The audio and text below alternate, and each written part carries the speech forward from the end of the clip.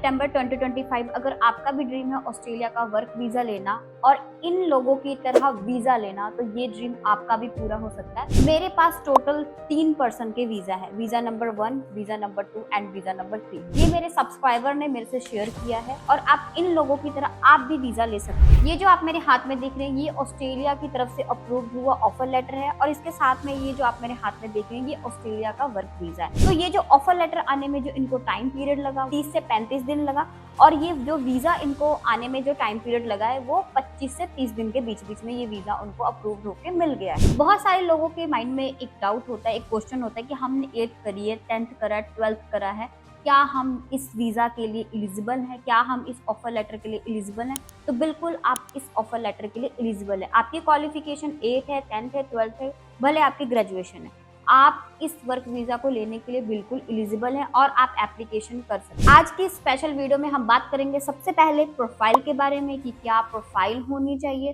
Second हम बात करेंगे एलिजिबिलिटी कैसे बनती है एंड किस क्वालिफिकेशन के पर्सन, किस एज कैटेगरी के पर्सन एलिजिबल हैं। थर्ड हम बात करेंगे किस डॉक्यूमेंटेशन के बेस पे आप ये जॉब एप्लीकेशन कर सकते हैं। फोर्थ हम बात करेंगे कि अगर आपको कंपनी से अप्रूवल मिल गया, दैट मीन्स कि ये ऑफर लेटर अगर आपको मिल गया, तो ये वीजा लेने के लिए क्या आपको एजेंट की नीड पड़ेगी कि नहीं पड़ेगी।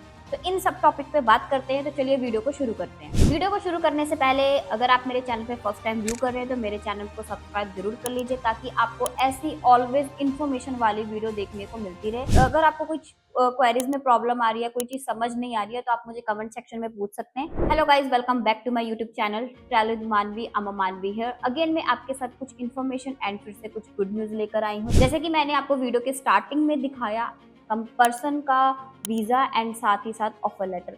बहुत से लोग हैं जो मेरे पास मैसेज करते हैं कि मैम ऑफर लेटर कैसा होता है, वीजा कैसा होता है। तो मैं आपको अगेन एक्सप्लेन करना चाहूंगी। ये है ऑस्ट्रेलिया की तरफ से अप्रूव हुआ ऑफर लेटर, जिसमें कि सारी चीजें मेंशन होती है। फर्स्ट ऑफ ऑल तो कभी भी ऑफर लेटर सिंगल पेज का नहीं होता है, वो काफी बड़ा होता है। जैसे कि ये 10 to 12 पेजेस का है, जिसमें कि चीजें मेंशन होती है। अगर आप एप्लीकेशन कर रहे हैं तो आप इन सब चीजों को नोट जरूर कर लीजिए कि अगर आपको कहीं से भी ऑफर लेटर मिलता है तो जो चीजें आपने क्लैरिफिकेशन करनी है, उस चीजों के लिए मैं आपको एक्सप्लेन कर देती हूँ कि ऑफर लेटर में सबसे पहले तो आपका सारा कुछ नेम होगा, ठीक है, और कंपनी की तरफ से जो टर्म कंडीशन पॉलिसी है वो प्रॉपर लिखी होगी, और आपका एक योर एम्प्लॉयमेंट एग्रीमेंट, ये एग्रीमेंट पेपर होता है। कंपनी की कुछ जो भी टर्म कंडीशन होती है, जो भी कंपनी की टर्म कंडीशन होती है, उसमें प्रॉपर लिखा होता है, जैसे कि ड्यूटीज, रिस्पॉन्सिबिलिटीज, जनरल ड्यूटीज जो भी उनका होता है वो सारा मेंशन होता है, एंड वर्क आवर्स जो भी होगा उनका, कंपनी पॉलिसी,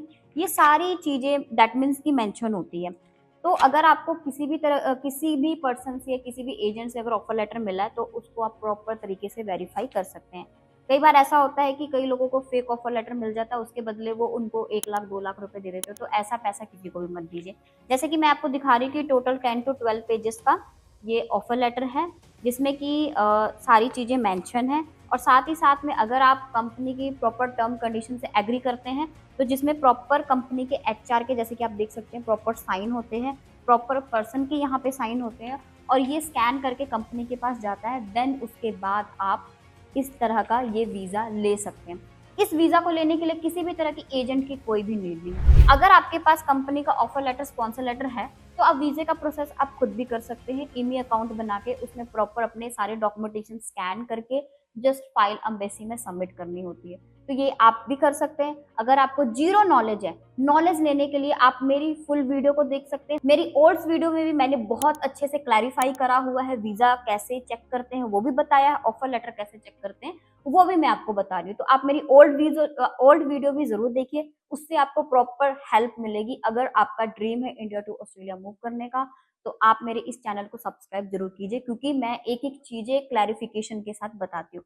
तो चलिए, मैंने आपको ऑफर लेटर का बता दिया, वीजा भी बता दिया। अब बात करते हैं कि आपकी प्रोफाइल कैसी होनी चाहिए, एज क्या मैटर करती है, क्वालिफिकेशन क्या मैटर करता है, एंड हमें किन किन बातों को ध्यान रख के एप्लीकेशन करना चाहिए। फर्स्ट ऑफ ऑल, आपकी एज अगर 20 to 50 ईयर के बीच बीच में है तो आप इस वीजा के लिए एलिजिबल हैं, इस एप्लीकेशन के लिए एलिजिबल हैं, तो आप एप्लीकेशन कर सकते हैं। बात करते हैं कि क्वालिफिकेशन क्या चाहिए। अगर आप 8 पास है, 10 पास है, 12 पास है, अगर आपने ग्रेजुएशन करी है, तो आप बिल्कुल एलिजिबल हैं। और बात करते हैं कि इसमें एक्सपीरियंस मैटर करता है कि नहीं करता है। बिल्कुल करता है, थोड़ा बहुत एक्सपीरियंस मैटर करता है। मैं ये नहीं कह रही हूँ कि बिल्कुल आपने 12th करी हुई है और आप एप्लीकेशन कर रहे हैं।